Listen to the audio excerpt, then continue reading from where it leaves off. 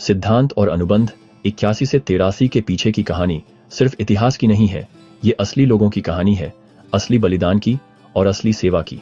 हमारे साथ जुड़ने के लिए धन्यवाद और मुझे उम्मीद है कि आपको यह चैनल पसंद आया होगा।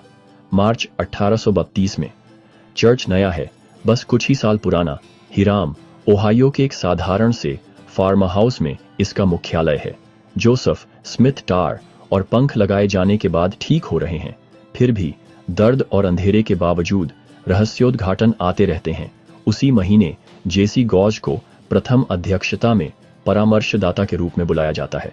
जेसी ज्यादा समय से सदस्य नहीं हैं, वे पढ़े लिखे, विचारशील हैं और कभी शेखर थे, लेकिन चीजें बदल जाती हैं। कुछ ही महीनों में जेसी चुपचाप चर्च छोड़ देते हैं और उनका नाम रिकॉर्ड से गायब हो जाता है।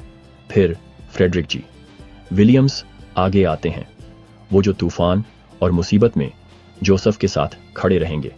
सिद्धांत और अनुबंध 51 के शब्द हालांकि मूल रूप से जेसी के लिए थे, लेकिन वे हर उस व्यक्ति के लिए हैं जो सेवा करने के लिए बुलाया हुआ महसूस करता है। प्रभु कहते हैं, कमजोरों की मदद करो, जो हाथ नीचे लटके हुए हैं उन्हें ऊपर उठाओ और कमजोर घुटनों को मजबूत करो। यह एक नेतृत्व नियमावली से कहीं बढ़कर था, यह एक आध्यात्मिक चुनौती थी। शुरुआती संत सियोन में इकट्ठा हो रहे थे, गरीबी का सामना कर रहे थे, भूख का और उत्पीड़न का। एक दूसरे की मदद करना सिर्फ अच्छा नहीं था, यह जीवन रक्षा थी। इसके तुरंत बाद जोसेफ इंडिपेंडेंस मिसौरी की यात्रा करते हैं। वह संतों को कठिनाई और सियोन के निर्माण के बोझ से जूझते हुए देखते हैं। यहीं अप्रैल 1832 में प्रभु उन्हें सिद्धांत और अनुबंध बासी देते हैं। संदेश साफ और स्पष्ट है, जिसे बहुत कुछ दिया जाता है उससे बहुत कुछ अपेक्षित होता है।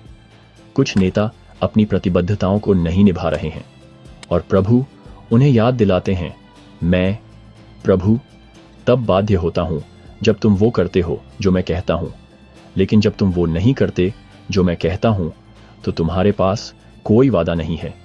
यह एक चेतावनी है, लेकिन एक वादा भी है। आशीर्वाद जिम्मेदारी के साथ आते हैं। कुछ समय बाद एक और रहस्योद्घाटन, सिद्धांत और अनुबंध 43 एक गहरी जरूरत को संबोधित करता है। उन दिनों फीबी पेक और एना रोजर्स जैसी विधवाओं के पास लगभग कोई कानूनी अधिकार नहीं थे। उनका भविष्य अनिश्चित था, लेकिन प्रभु कहते हैं, महिलाओं का अपने पतियों पर उनके भरण पोषण का दावा तब तक है जब तक उनके पति जीवित हैं। विधवाओं और अनाथों का और साथ ही गरीबों का भी भरण पोषण किया जाएगा। एक ऐसी दुनिया में जो अक्सर कमजोर लोगों को नजरअंदाज कर देती है, प्रभु उन्हें अपने राज्य के केंद्र में रखते हैं। ये खंड केवल निर्देश नहीं है, ये भगवान के हृदय को प्रकट करते हैं। नेतृत्व का अर्थ सेवा है। संसाधन दूसरों को ऊपर उठाने के लिए है। कमजोर लोगों को कभी भुलाया नहीं जाता। मुझे याद आता है, मुझे मिलने वाला हर आशीर्वाद, प्रकाश, सच्चाई, समय, साधन प्रभु की एक कोमल याद दिलाता है। जहां बहुत कुछ दिया जाता है, वहां बहुत कुछ अपेक्षित होता है। अगली बार तक